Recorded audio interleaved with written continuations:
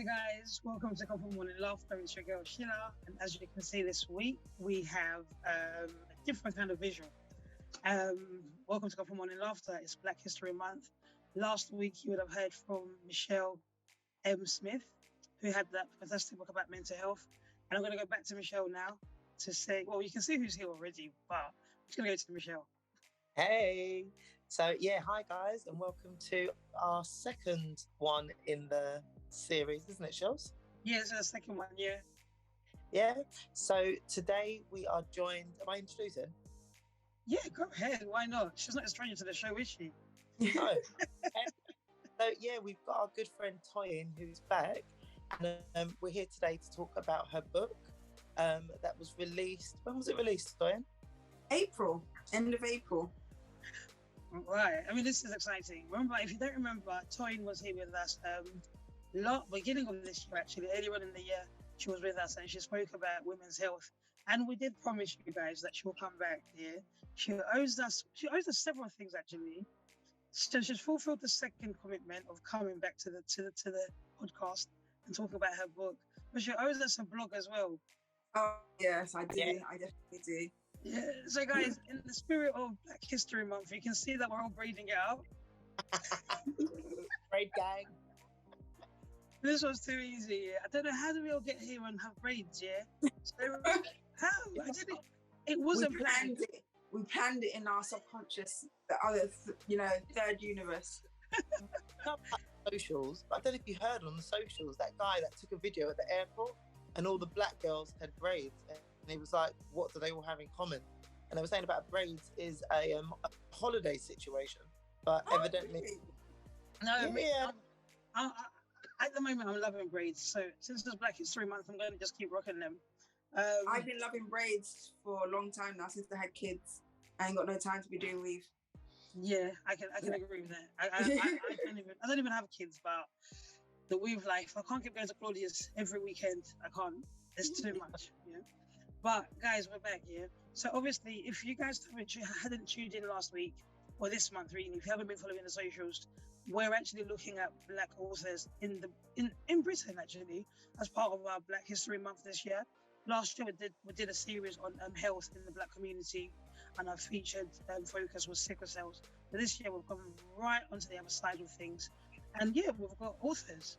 Now, Toyin, we've heard a little bit about you before, but briefly, just give us a little background on how you became Toyin the author. Okay, just a bit of a background. Obviously, I'm a journalist. That's my that's the career that I ventured into from university. But when I was pregnant, the idea of a children's book came to me when I was pregnant. So I was very emotional, hormones flaring, lots going on in the world, and I remember there was a video that went viral for a little black girl getting her hair done. And she looked in the mirror, or she looked at herself, and she said to the hairdresser that she's ugly. And in the video proceeded that the hairdresser then proceeded to speak life into the little girl. And she was like really taken back by what this little black girl was saying. And she was just like, oh my God, no, darling, you're beautiful. You're just basically speaking life to her and made her smile. So this video went viral. And it struck a nerve with me because obviously I was carrying my first child. At the time, I didn't know what I was having. All I knew that I was having a child. I was bringing a child into the world, in a world where being a black child, and there's so many times when you're hit with these expectations and these notions that you're not good enough. So I just thought to myself, I wanted to write a book that I would want to read to my child, and essentially a book that my inner child would want to read. Yeah. So that's when the idea came to me to write Wonderfully Me. So I wrote the book, and I went on to have a boy, but because I did buy a copy of your book for my niece, my 7-year-old niece. and she's read it over and over again. And it's a little girl that's on the front over there, and it's a black girl, isn't it? Yeah. Obviously, guys, I'm allowed to say black. It's Black History Month. Don't come at me like all lives matter. It doesn't matter right now. It's Black History. But so you've gone on to have a boy. Yeah, I went to have a girl. I went on to have a boy, but by that time I'd already written the story. So the story was in my drafts, and I didn't plan to publish it. I just wrote it. And when we went into lockdown, it God put it on my heart to publish it and to put it out into the world, and that became my lockdown project. So I said to myself that I wanted to self-publish this book simply because I wanted to have full reign over what the end product would look like. Okay. I didn't want anyone editing me. I didn't want anyone, filtering me. I didn't want anyone to water down what I was trying to say just to fit into the mainstream. I wanted to do it myself. So I went on this journey, which was not without its struggles, to self-publish this book. And after 18 months of, highs and lows and so a lot of hurdles, I finally released the book in April this year. So the book now is out. It's available on Amazon. We'll get there. We'll get there. Yeah. Well, we're gonna get there, because I think obviously when we talk about authors, I don't know, Michelle, do you want to pipe in, Michelle? Yeah, I was gonna say. So obviously you talk about your journey, Toyin, about books and the kind of books that you wanted for yourself.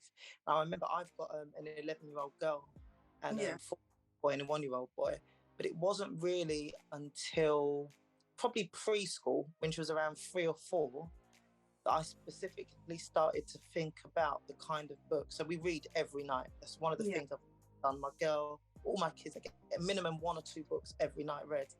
But it wasn't until she was about 3, 4, probably preschool, that I sort of started thinking, actually, how many of these books are actually reflective of what is my girl seeing as beauty?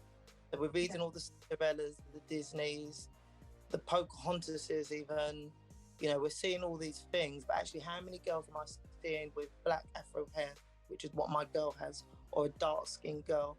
So it wasn't until around the time, like she became 3 or 4, that I started to really be mindful and actually quite I don't know if it's intentional, but I actively bought out books that reflected what my girl looked at, because I wanted my girl, you can't be what you can't see, or there's a quote those. So I just think what you've done is amazing. But as a parent, you talk about what we would have wanted. I definitely don't read any books about a black dark-skinned female in the early 90s, 80s, when I was a child. Go on, Shills, what are you going to say? Go on. What did I have? I wasn't going to say nothing. I'll come later. Because I don't know about you guys, but obviously I was born in Nigeria, came here when I was 4 years old.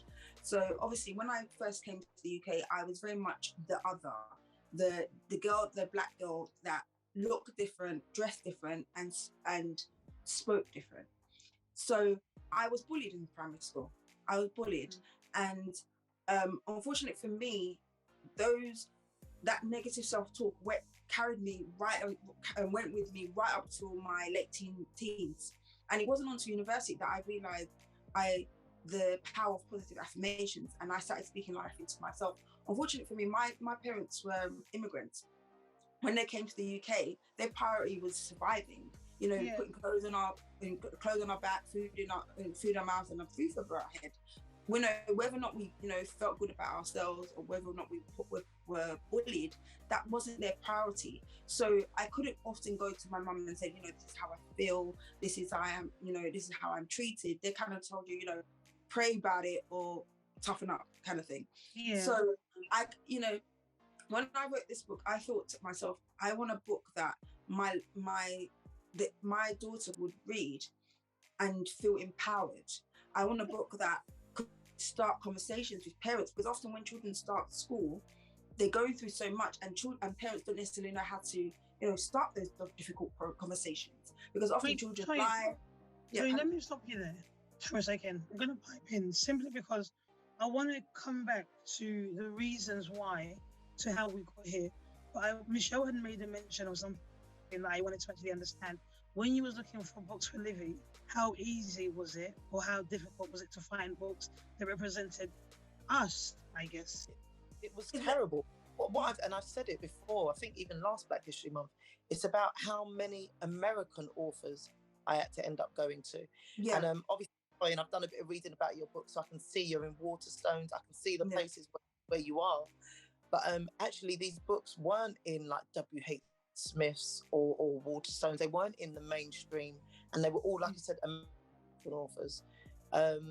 So it was all well and good that they were available, but they weren't actually readily available. I had to go out and actively order off the internet. It wasn't something I could just walk into my local W.H. Smith in Woolwich and pick up and come home, or at my local library. So I think that's the hurdle a lot of parents are facing. Like, where do you find the books? Where do you even start? We grew up, if we go to school libraries, a local library, you can get Biff and Kip and all these other books. Biff and Kip was one of my favourites. Yeah, all the Roald Dahl books, they're readily available. But where are those books for like a little Black girl can look at and see herself represented?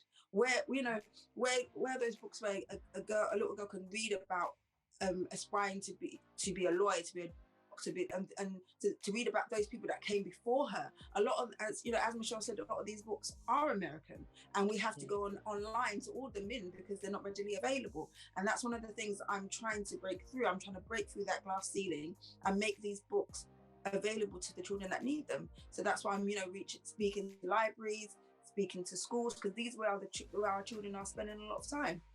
True, I agree with that. So Toyin, I can't help but notice you've got some books behind you. I like that aesthetic and that setup. Yeah. I'm hiding in my kids' bedroom. What do you have on your kids' shelves? What do you have? Oh, they have a variety of books, but we actually support independent writers as well. Hold on, there's one book. Hold on. Okay, obviously they've got their mum's book. Nice, that's nice. Where is the? Literally, like, hold on. I want to go to my collection. I'm in my playroom as well. Michelle, just bring your Bible, man. It's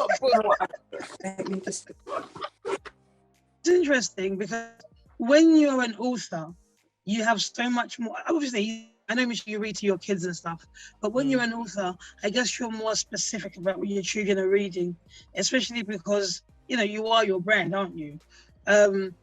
I don't think I've ever bought a old Black book. Not saying that I bought a child's book that's Black, but I read a lot of Maya Angelou, if that makes sense. And I read a lot of Maya Angelou. Toyin, it's okay, we'll get back to that. No, there's a specific book I'm actually looking for. Yeah. Have you heard of Riley, I Can Be Anything? No. Okay, that's one of the books I'm looking for. So I know you had mentioned that you've got books that your children read, and I can see the background there. Riley Can Be Anything is one of the books that you was talking about. That's another empowering book, right? Yeah, that's for children, but the main character is a little Black boy. Okay, so Michelle, sort your boys out. Yeah. Do you know what I will say? And it's a UK author. Oh, great. We tend to go to the library now that my middle child has started school, so I'm probably going to the library fortnightly, every 3 weeks. Before it used to be like every Tuesday. I don't work on Tuesdays, so every Tuesday we go to the library. But I have definitely noticed an increase in books for Black and even Asian and Chinese books for children that the main characters are from these ethnicities. So I definitely think libraries are doing better. It's interesting, like I said, my 4-year-old just started primary school, so every Monday he gets a new book. So we're on week 3 of a new book, and I've not really seen anything ethnically diverse as of yet. But I'm definitely gonna, every Monday they get a new book, every Friday they take it back. But it's going to be really interesting. When I heard you say about you going to schools, so I think, and as you might be aware, but I live in an area that's predominantly white and Asian. So it's definitely something I'm going to be thinking about now with my child's school. Yeah. So Toyin, I want to come back to a few points here. When I read everything. Yeah. Yeah. I read black books. I read, books from white authors or whatever. If I like it, I read it. So, what I have read about is more of Maya Angelou and the journey that she's taken. I don't know if you've had the preview of reading her books, like in great detail. I think I've read every single book she's written, and maybe over and over and over again. That was the first person that I picked, apart from the Bible. Yeah, that was the first author that I picked up, and I could read over and over and over again. Now, there's a way of writing that captures people, that captures audiences. I get that you're writing books to empower Black kids, but are you going to widen that out so that your books are for every audience? For me, my main audience is children. Yeah. Because I'm going to be a children's author, so I want to focus on children because they're the next generation. Okay. At the moment, my when I wrote the first book, that one, my focus was little Black girls. I eventually will expand that to little Black boys, children of different ages, different ethnicities. I think for me, if you've read Wonderfully Me, although the main character is a Black girl, I think the messages go beyond race. Yeah. Yeah, they're encouraged, they encourage respect. They encourage children to respect others, to love themselves, to be kind. So I think these are messages that are universal. Mm-hmm. So I think all my books will have in common is these messages that that go beyond just color, race. Do you know what I mean? Sex and all these other things. Yeah, I think obviously I love the book Wonderfully Me, and I think it came at a time where it was needed. As you guys have identified, there was nothing in the libraries, there was nothing at schools that was bringing forth what we needed. Yeah, as I don't want to say as Black girls or as Black women. I don't like using those terminologies. I have a real difficulty with that. But I think it came quite after the Black Lives Matter movement, where we're being empowered to speak up for ourselves. Some of us are even wearing braids now, and a lot has changed over the last 3 years since the Black Lives Matter movement. Do you think? Well, you've said that you've seen a lot more. I mean, you said this as well. You've seen a lot more Black books or Black authors coming forward following that. Do you think that was part of that movement? Do you think that created a wave? You know that every Black History Month has a theme. Yeah. Mm-hmm. So this year's theme is something about enough talk, it's time for action, or something along those lines. I don't know, Toyin, if you've seen that. No, I haven't. No, okay. Well, that's definitely the theme because I've seen it at work and amongst other places that I've seen. So I think, that there is a lot more, as Sheila has learned over the last few months. What's our word of the year, Sheila? Is it allies? Allies. We have allies that are working with us. Leave that panther alone.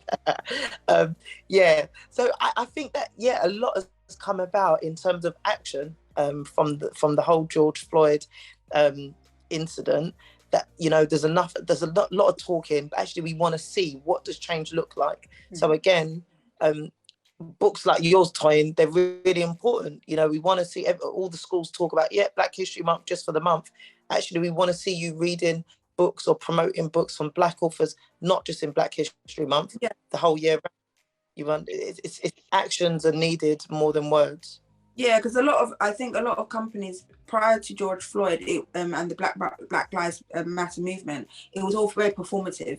Every couple of every Black History Month, it was like, oh yes, Black History Month, whatever, and then they would go silent, radio silent. But now, I think the companies that they're understanding they can't do this performance every month and every 1 month a year. They have to stand by what they say, and they have to put their money where their mouth is, and their mouth is, and they have to put the right people at the table and give people the underrepresented voices and the seat at the table. And this is what they're doing now. Obviously the companies actually care about the Black community, and they're actually doing something about it, and it's great to see. And I think for the Black community themselves, we're actually realizing, okay, we've talked enough, now we have to push for action. And I think the protests and all these things that happened following George Floyd, and the unity and the solidarity that we felt from the other communities in the world empowered the UK and the US to stand up. Because before it was just like, okay, no one's hearing you, but now they were forced to listen. And all these changes that we're seeing in the entertainment industry, in the music industry, are all of the back of that. And even now, you know, recently, just 3 days ago, the Grammys, you know, announced that they want to introduce an Afrobeats award at the Grammys. Nice. Off the back of so much change, because obviously, and then last year they got rid of the urban category. So these are the things these are the active, serious changes that we are seeing. Yeah. It's no longer talk. Now they're forced to back it up. And, you know, I think now a lot of publishers are taking on Black writers because they understand that there's a whole community that's not represented in their library. So they, you know, taking on writers to write these stories that need to be told. So I have a question. Well, because we all know, you know, this podcast concentrates a lot on mental health. Yeah. Now, you know, beauty is a standard within the media, right? Yeah. And I'm going to come back to your book because it's about your book, yeah, and what your book represents. If some women had grown up with those affirmations that you have in your book, do you think they'll have a different perception? Because, you know, you get a lot of Black women that grow up, they want to get their nose job done, they want to change their bodies, they want to change the aesthetics of their hair, that it's more European or more acceptable. Does that change? Can that be impacted from a young age? Do you think it's, and you know, because it's mental health, isn't it? It's what your mind is set to see, what your what the world sees as what's beautiful or what's acceptable, standards of beauty, and I definitely think that these things, if instilled from a young age, can help you way into adulthood. A lot of the traumas that we face as adults are that we tackle and deal with as adults are from our childhood. If you go back into it, you know, the first time, you know, you were hurt, you were abandoned was as a child. You know what I mean? And as an adult, you have, you know, attachment issues. So these are things that stem from your childhood. And I think if we tackle things from a very young age, they become innate. So we know how to, you know, self-soothe. We know how to love ourselves. We know how to look after ourselves. So when the world, you know, throws all these things at you, you'll be able to face them. If your child is going out and they're confident, they know who they are, then they, you know, they can assert themselves. They're confident in their looks, their beauty. They don't need validation from outsiders because they know who they are. But if they're confused as a child, they're like, oh, all these messages that they receive, they will absorb it and they will internalize it, and then they will start having issues with self-esteem. And then that's when they get to adult age, they're all very confused. One of the things that got me really emotional when I, you know, released my book, the second day, my a friend of a friend sent me a video of her little girl who's 2 years old. She opened my book, and on the front page, she pointed at the girl and she said, hair, because the girl had like similar hairstyle to her. She goes, hair, and she said, pretty. And I saw her do that in a video, and it just it literally made my heart smile, because the reason I wrote the book was actually proven there. It was there. It was for people like her, little girls that look at their hair and say, "Oh wow, like this is pretty." Another girl has this hair, not like a white doll with straight hair, and her hair is pinky, and she doesn't understand why it's this texture. I know, right? Yeah, and then sometimes you see those dolls, and you're like, "Where do I fit into this?" Yeah. Now, I wouldn't.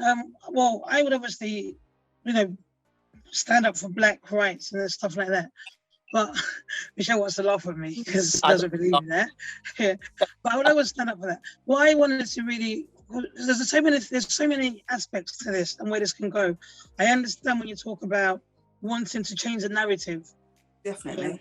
You wanted to change the narrative of what a Black girl grows up seeing. You touched on something that spoke about confidence from when you're a child and how that impacts your adulthood. Now, I've said this before on the podcast.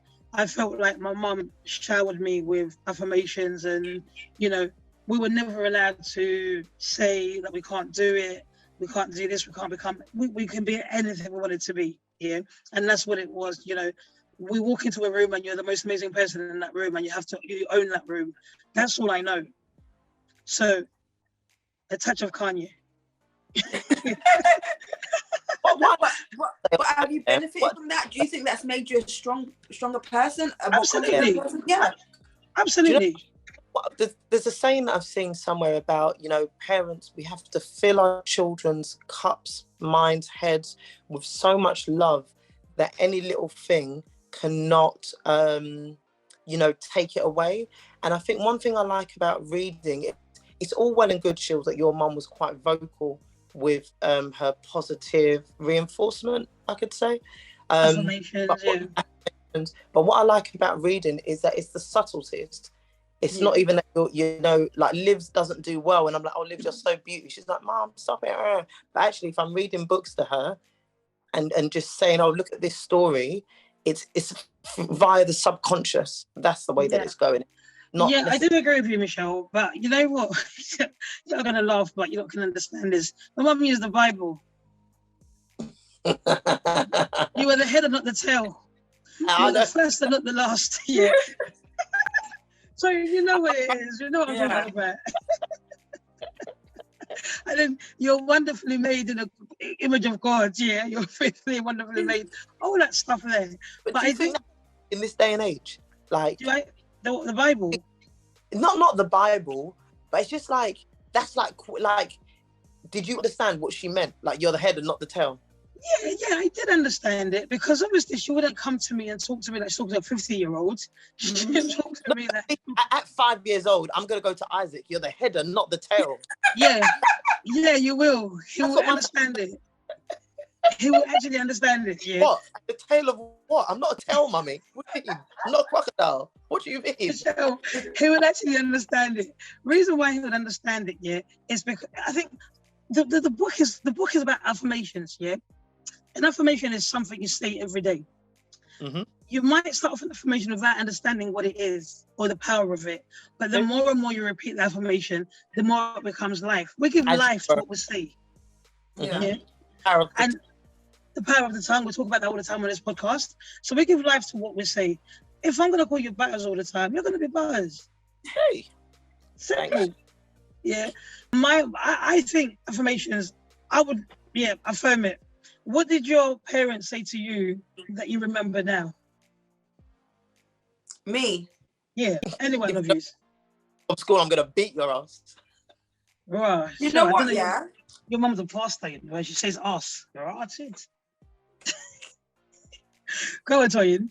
Do you know what? My mum never really used affirmation. She just used to say that, you know, God is in control, you know, you're fearfully and wonderfully made, and you know you can do good, like, you know, the usual stuff. You can do everything through Christ, He strengthens you, which I didn't really understand. But my older sister, she used to say affirmations to her children, and I used to hear her say that, and I used to think, oh wow, and that was what stirred me. That was what seeing her do it that way.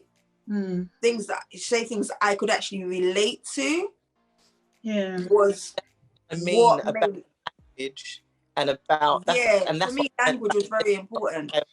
Yeah, it has to she used to say, like, to her daughter, you know, you are beautiful, you are smart, mummy and daddy love you, you can do anything. So these are things that the child will actually remember, and because they relate it's spoken directly to them and about them. So you can, so when my sister was speaking these affirmations to her children, to me, I found that resonated with me better, because I could relate. She tailored them to her children. So for example, you know, her son was really into rugby at the time, and she said, oh, you know, you're the best rugby player in the world, like things like that. So he felt empowered because he knew that she was speaking to him, she was speaking for him, and she was speaking life into him. So that to me was a better way of doing it than the way my parents did it, because obviously they did it the old school way with, like, you know, Bible scriptures and religion and stuff like that. So I think that's for But me. is there That's no why room for religion? I think there is room for religion, but I just also think as well that it has to be balanced because children are very young and things can. So Toyin, you was kind of like talking about is there room for religion in terms of obviously, you know what, yeah, religion isn't even a black thing, it's an everybody thing, yeah. But I feel like black people use religion a lot in like, you know, firming up life and saying, you know, God's in control, you can do all things through Christ strengthens, who strengthens you, etc., etc. I don't want to preach today, but you were saying that that language wasn't really what you needed to hear at the age of 5, I guess. Yeah, because I think, you know, a lot of children at that age, they're not, you know, necessarily religious, spiritual, or any of the above. They go to school, they go about their life, and their real interaction with religion comes, you know, Sunday school or Bible study or, you know, bedtime, you know, prayers. They don't invoke the Bible in there every day. So I feel like if you want to use the Bible as a tool when you're, you know, trying to use affirmations, I think it's all about balance. I think just keeping it as just, you know, Bible scriptures, the message can be lost. And I think it's really important as well when you do affirmations for your child to tailor it to your child. Okay, yeah. That's so true. I think if you want to use the Bible, for example, you can say, you know, my child would be like, you know, you're strong, you can do everything through Christ who strengthens you, because you know how to explain it. So for example, you can say, you know, you're super strong, you don't need to fear bullies because God is there to protect you.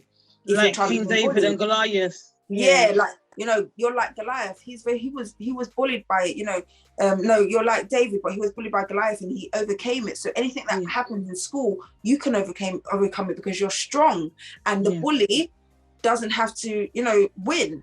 So you have to just tailor it to your child rather than just throw scripture at them. Michelle, I know you had a point to make just before. No. I think exactly what Toyin's saying. It's about, I think the word that's coming to mind is palatable. It just has to be tailored to, I wouldn't say the market, but tailored to the age, and it has to be relevant to the young person. Yeah, and I read think, the room. Yeah, room basically. You know. Can I just say that our parents, back then, 30 years ago, the only room they were reading was that night shift. Maybe we are the generation that can read the room, and actually put the things in place that need to be put in place. Now, you know, Toyin, you're an author. It would be wrong of us not to ask an author who their favorite author is.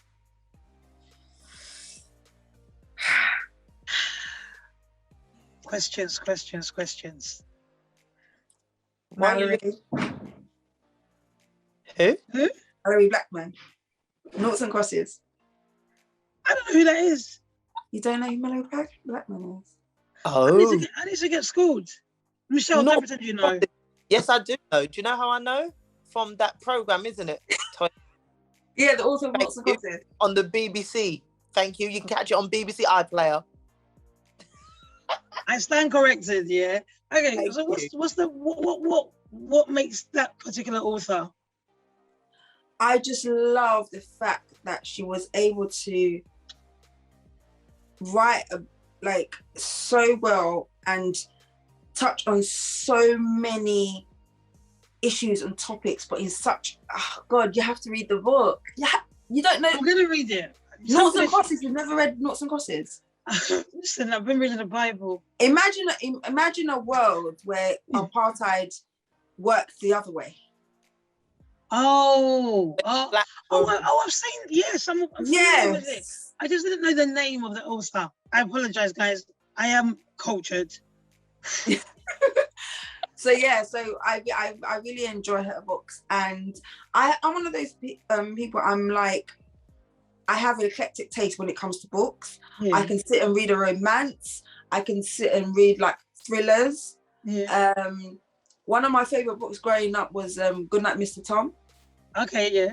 Have you heard of it? Yeah. I have heard of it, yeah. The wartime book. Oh God, I've read so many. Oh Yeah. God. Sorry, Michelle. Go back. Martina Cole. Yeah. Pardon? Martina Cole. No, I haven't heard of Martina Cole. Thriller. She's like a East London gang time thriller. I would definitely. I've read like all of her books, like literally, and she's got loads. But it's proper old school gangster. Can I just say something? Purple Hibiscus, Chiamanda. Can I just say something? Yeah, Toyin, see that Martina Cole? Yeah, you should actually read it because a lot of the writing she does is based in our area where we grew up. Oh, really? You know her. You guys like Sister Soldier as well? Yeah. So I know Sister Soldier. So when you read Martina Cole, you will hear the docs. You will hear about the places that we've been. Oh yeah, I need to read that. Now, Lucy. Michelle, please send me some of the books to read that you recommend. So yeah, you'll see that. I like books like that where I can see where the authors are going. Now, one of my friends is actually writing a book. He's in the process of writing a book, and his book's really interesting because it's got areas that we're familiar with, like Hackney, and you travel and you go where he's been and where he's going. My niece Kayla, she's a reader. She reads up to about 10 books a week. Wow. And I remember when her dad, this is really funny, her dad was telling her off, and Macrina was recording the voice note when she was being told off. And he was like, I'm fed up of you reading romance novels. Do something else with yourself here. But it was the romance novel part that made me laugh so much. I said to Kayla, what are you reading about romance for, Kayla? Who are you romancing? But Kayla, if you give Kayla money, the first thing she does is buy a book. Oh wow, I love that for her. Yeah. I absolutely love that. Not a dress, not shoes, but a book. Absolutely love it. That's why my children have a bookshelf in their bedroom, and they've had that from birth, because I really want to foster a love for reading. I want it to become second nature. I want them to wake up or pick up a book, or when they're going to bed, pick up a book. Yeah. So that's something very, very important to me. Kayla reads. We had this marathon thing going for this year that I was supposed to read a book a month, so that she's my little anchor, but I'm terrible. I said to her, I've got a real job. I don't have time to be reading novels. I've got the real job. Oh my God. Yeah, but it is actually quite interesting. And maybe she might become a writer because she wanted to become a journalist just like you. And you yourself being there, you represent Black women. You represent Black girls, because if you can do it, they can do it. That's exactly it. That's why I feel like it's very important that when we get seats at these tables, that we use it to open doors and create opportunities for other people. Because I remember when my first proper journalism job, I was the only Black person in the company. Yeah. Black person, Black woman, just Black in general. So, and the only people that when I was going to work, the only people that I would see that looked like me worked in reception. Okay. Or they worked in, admin, or they worked in the services, security, and all that stuff. And I felt out of place. It felt quite disheartening to go to work and not see somebody that looked like you, or you felt like you fit in. And then after a while, I stopped the negative self-talk. I stopped telling myself I didn't deserve to be there because, I stood out. I was, the black sheep or whatever it was. I just made sure that I said to myself every day, I deserve to be there. I've earned my place here, and it's my job to work hard and pave the way for other women, other men, other BAME journalists to come in and show off their talent. And when I left that company after 6 years, there were 3 other Black writers in editorial, and 2 of them I hired. Oh wow, well done you. So that was a big achievement for me, because I felt like you can't just go in there and just sit at the table. Make your time there count. Pave the way, open the doors, and if you can't get through the door, crack open a window, jump through the roof. Yeah. You got to do what you got to do. I think we asked Michelle, who was on the podcast last week, we asked her an interesting question of, how was your thought process when you wrote? She explained that she would have a little piece of paper with her all the time, and she'll jot down certain things because every creative creates differently. Yeah. Yeah. So if you're a creative, you know how to get into your creative zone. How do you get into your creative zone? I'm one of those people, like, my creative zone, I can get an idea come to my head in the most random time, and I don't always work in chronological order. So for example, like, even, you know, when I was in university, I used to do essays. Sometimes I would write my conclusion before I even write my introduction. So I don't work like, you know, sometimes I work sporadically and then I put it together at the end. So when I started writing Wonderfully Me, it came to me on a car journey. Imagine you're heavily pregnant. I'm sitting there thinking, I'm going to write this story. So I knew that I wanted it to rhyme. Okay. I wanted it to sound very sing-songy, so that it's almost like a lullaby when you're singing it to reading it to a child to go to sleep. So quite soothing. So one of the first things I actually wrote for my book was the affirmations part of it. Yeah. And then I wrote the story after that, because the affirmations are very, very important to me. So that's what came to my head. That was what the forefront of my mind. And then I wrote that, and then I put the story together. And then all this wasn't in a notebook, wasn't in a computer. It was on my phone. Oh, that kind of person. Literally, it was on my phone, the notes, and then every time I added to it, I just go to my notes and add, and then like one day, like, I kept it to myself for ages, and then one day randomly I said to my husband, "Oh, babe, I wrote a kid's story. do you want to hear it?" And he was like, "What do you mean?" We're just driving home one day from some random place, and I was like, "Yeah, I wrote a kid's." So he's driving, and I'm like, "Okay, I'm going to read it to you now. Let me know what you think." so now I'm sitting in the car reading it to him, and I finish it, and he was like, "That's really good." And that's good. "Oh, you think? Oh, thank you." So he's like, "Oh, so you write books now?" And I was like, "I guess so. I guess so."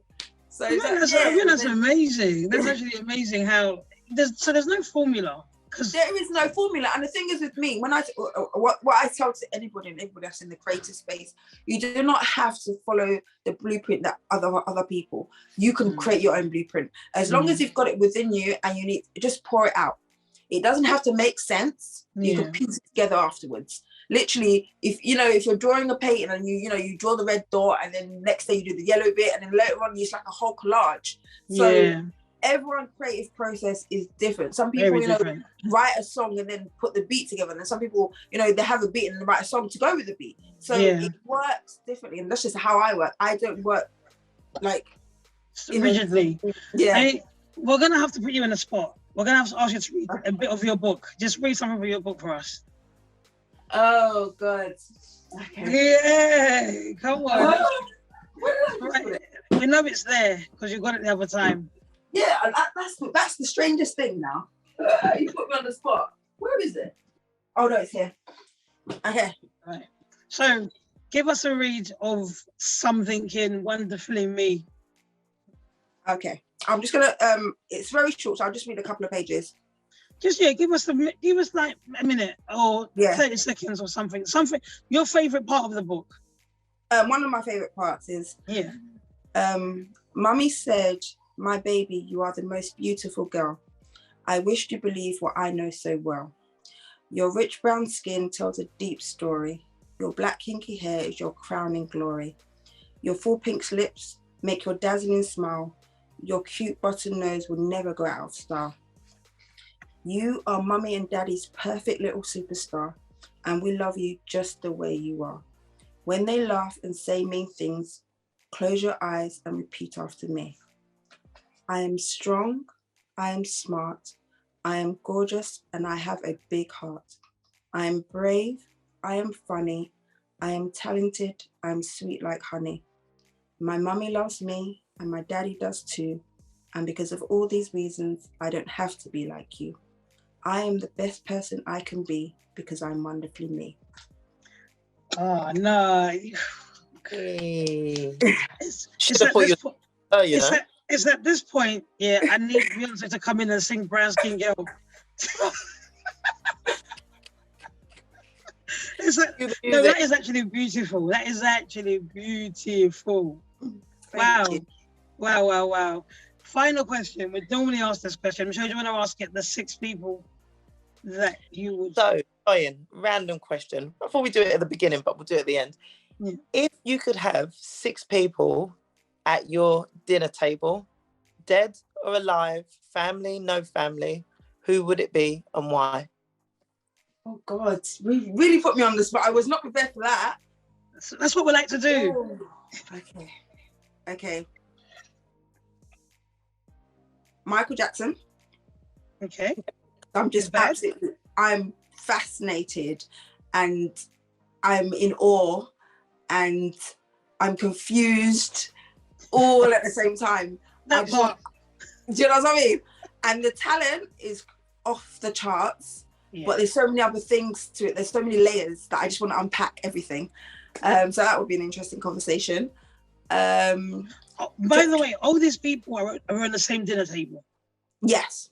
And it will be very interesting. Do you remember McDonald? Okay. Absolutely admire him as a journalist. Yeah. Who else? Oh God. My English teacher that I went to that taught me English right up to year 9. Who was that? Her name was Mrs. Watson. Okay. She is the reason why I'm a journalist, because I absolutely loved English. Oh wow. So yeah, and she left when I was year 9, just, you know, obviously didn't say goodbye, and so I'm quite sad about that. But because of her, like, I enjoyed English, but she gave me a different kind of love for it. And I decided in year 6 that I wanted to become a journalist, but because I loved English so much, she gave me the courage to pursue it. Okay. So everything I did then after school was all towards my goal of becoming a journalist. And as you can see, today I'm a journalist. You achieved it. So we've got Michael Jackson, Trevor McDonald, Miss Watson. Yeah. Who else? Beyonce, because she's super talented, and her work ethic, I need to get to know. I need to understand. I can't even stop shaking my head. I don't want to shake my head till the braid falls out. But I need to understand. I need to understand that it's mad. Beyonce's out of this world. Like, no, let's not even go there. You know how I feel about her. Okay, so you got 2 more. Nelson Mandela. Okay, the long walk home. Yeah, because do you know what? Yeah, I'm just in awe about anybody that can withstand that kind of pain, come through it and be better. Oh, like I need to talk to you.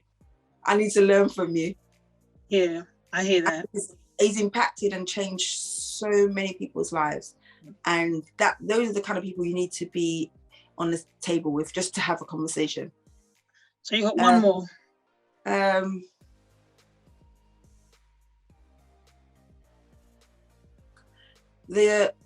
My mum. Great. But family. Good answer. My mum. Yeah. Because that woman is the epitome of unconditional love. And I need to be around that so I can learn from that. And you know, there's a saying that, you know, it takes real strength to remain soft in a world that wants to harden you.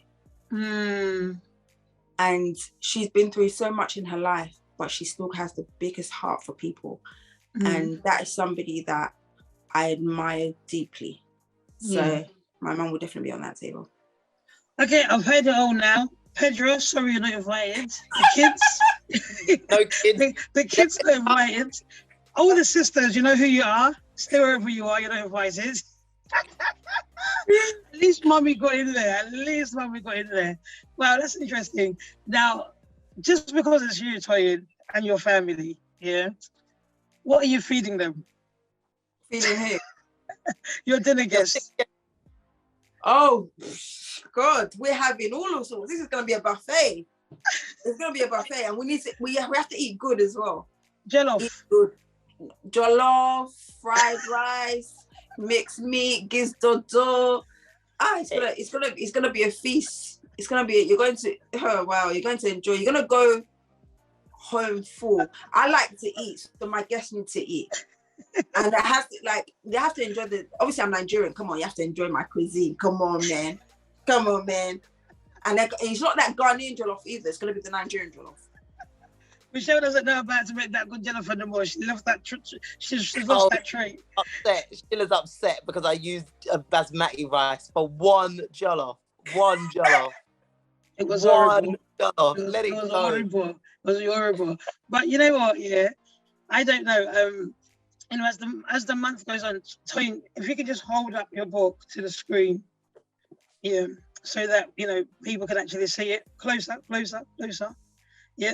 You see that, guys? Wonderfully me, a reflection in the mirror, and it's a crown on top with an African attire across the mirror. I think that's quite symbolic because it doesn't mean we have to fit into society. It's who we see when we look into the mirror. I'm going to wear an African print tomorrow just because of this book. Are you really? I will wear an African print. I will. I promise you. None of this stuff. Yeah. And this stuff, Italian or whatever it is. But guys, you can see the book right there, and it's available on Waterstone. Michelle, you know where it's available. Yeah, I had a look. So it's on Amazon. It's in Waterstones. You can get it online, in the shop. There was also a few other links. You heard it here first. It's going to be also available in the Black Pound Day store in Westfield, White City, which is the largest mall in Europe. So if you're in White City, Westfield, pop into the Black Pound Day store, and you can actually pick up yourself a copy. Yeah, if any parents are listening to our podcast today, this is Black History Month. We're celebrating books, authors, Black authors all over from all over the world, but mainly the UK. So guys, go up and pick up a copy. How much does it retail for? $6.99. Six. Guys, that's not even KFC. Yeah. Come on, yeah. That's what, 2 snack boxes. Go and get yourself a book, yeah. While you eat that chicken, read the book too, yeah. I love it. I mean, Toyin, it's been wonderful having you on. My last pieces for today are just saying affirmations matter, and I think representation matters a lot. So in the space where we've had the Cinderellas, we've had the fairy tales, we've had the Griffin chip, we're that generation, aren't we? It's so good to have something like this on our shelves, and I hope this is placed in a lot of schools for people like me to see themselves. Yeah. I cannot wait when this is taking pride of place on shelves in libraries across the UK, and little kids picking it up and taking it home and adding it to their reading list, because I feel like every little child deserves to love themselves unconditionally and feel empowered and know that they are worthy and that they are amazing and they are wonderfully made. That's it. So? No, I'll just say thank you. Obviously, I've got my children, so I know the importance of being able to, children being able to see themselves, and not, just see the little blonde hair, blue eyes, all the princess powers, So, as we close off here, what's next for you in terms of writing? I never set out to be an author. Yeah. I feel like this is something that God put on my heart. He wanted me to write a story. He wanted me to publish the story. And even long story short, I had another version of the book that was not released because God said that wasn't the book that he wanted me to release. Wow. So I think more books are in my future. And now that I've done it once, I feel like I can do it again. And I think my whole thing is just to write books that empower children. And as many as God puts on my heart, I'm going to write and I'm going to release. I love it. If it wasn't a podcast, I'll say amen. Yeah. Well, for anyone that's looking to write a book and self-publish, feel free to get in touch, and I will definitely give you advice, because been through it all, so I can tell you what not to do. And I've learned so much on this. Yeah, I've learned so much on this journey that I would love to share my advice with other people. I'm going to take you up on that. Yeah, there's so many people that I know that want to publish and they just don't know they don't know how to go about it. And there's so many ways to get your story out there. So it's just a case about having those conversations. And yeah. Excellent. Toyin, it's been a pleasure, having you here.